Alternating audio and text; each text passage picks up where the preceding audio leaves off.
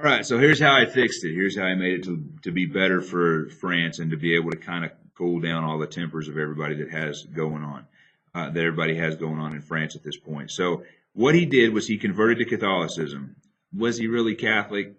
Probably not. He probably just practiced it just to appease the people that were under him. But he may very well have. Nobody really knows a man's heart except for himself.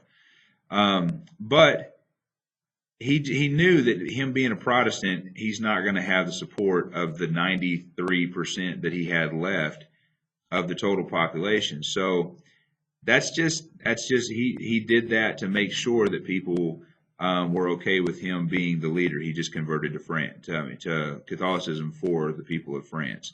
So here is the pride and joy of his reign. What everybody really knows, Henry of Navarre, or Henry IV of France.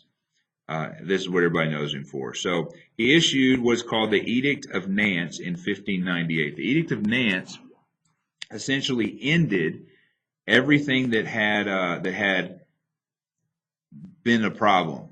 So what it did was it recognized Catholicism as France's official religion. So it finally put a name on France's official religion. Okay? But what it did to pacify the other people and the 50% of the nobility, that's the big ticket right there. You got to know that the nobility is the most important part of this entire. They're the most important cog in this thing. In that, what the nobility says, because they have the money, that's what goes. So what it did was it gave the Huguenots the right to worship and to have all political privileges, such as holding office. So that meant that if you were a Huguenot or if you were Catholic, there was going to be religious tolerance for both. It is an edict.